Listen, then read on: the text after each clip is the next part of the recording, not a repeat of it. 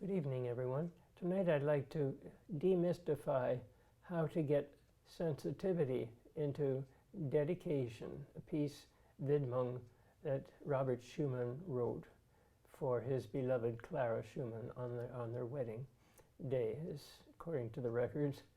And the piece is written in 3/2 time, and the rhythm, believe it or not, and the accuracy of the rhythm is 100% how you have the foundation to become sensitive to the beautiful melodic line. The line is basically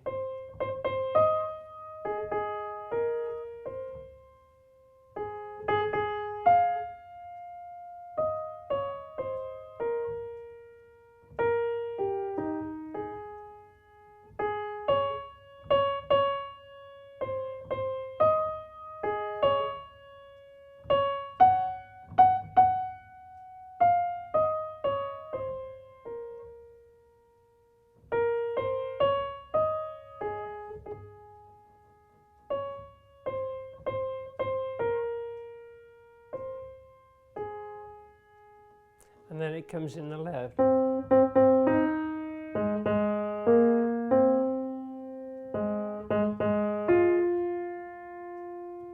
Now it goes up. The right takes the melody there.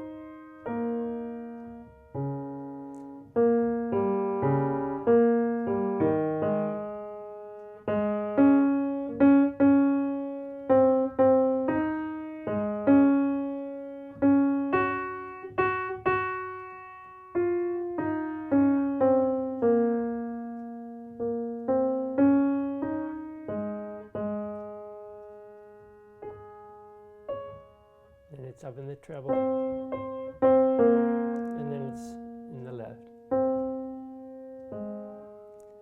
So it's a beautiful melodic line, but the sensitivity will come by breaking down the 3/2 time signature and putting an and on the middle of every half. So 1 and 2 and 3 and then having a rocking from the 1 to the and, to the 2 to the and, to the 3 to the and being so relaxed in your hand that you can be sensitive to every note you play, but to the metronome. So if you set the metronome at 78, say, and then it's 1,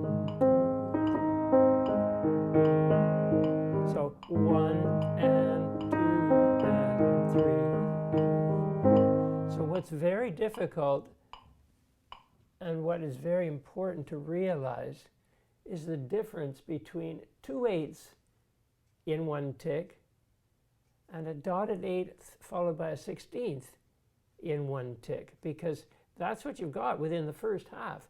In the first half you've got 1, so that's a note, and then 1 in between.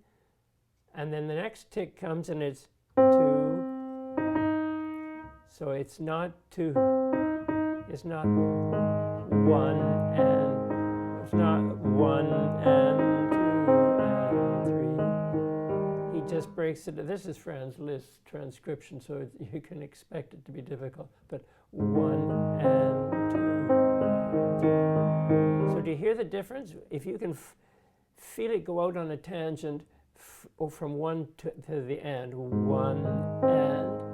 Now feel the tangent from and to and. So 1 and 2 and 3. So all of those are perfectly equal, like it's just 1 and 2 and 3, 1 and 2 and 3 and, except that the first and, 1 and 2. And it has to be 75% on that note and 25% on that one. So 1, 1, and 1. That comes at 50% between ticks. And then this comes. So tick, tick, but here it's tick, tick.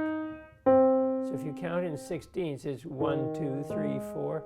For the first one, 1, 2, 3, 4, 1. But in the second half, it's 1, 2, 3, 4, 1. So 1 and 2 and 3 and 1 and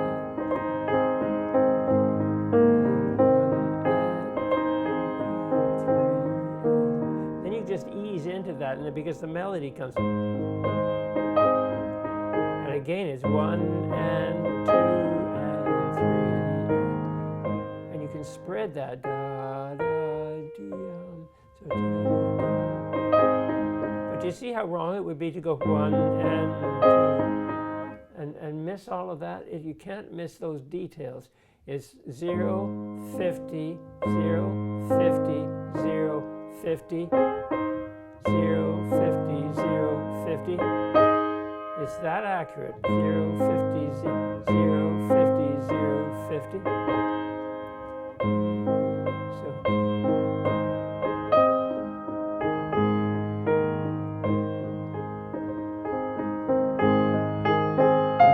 Got to be careful not to rush those. It's just as important to have that swing out on a tangent there to there, even though there's no repeated melody note in there, it's just held. It's because as soon as you compromise that and cheat, it cheapens the piece and it makes the listener anxious. So you want to keep it perfectly note accurate, but then stretch and spread when the melodic line descends and things like that. So that's what makes the piece beautiful, is if you can attend to those details. Now when it goes into the middle section, it's all triplets in the accompaniment. So it's 1, 2, so you've got to feel a sway from 1, 2, 3, 1 to there. Da, da, da, da, da, da, and perfectly even. Da, da, da. There it's 2 against 3, so it's got not difficult, not. So or nice cup of tea, nice. 1, 2,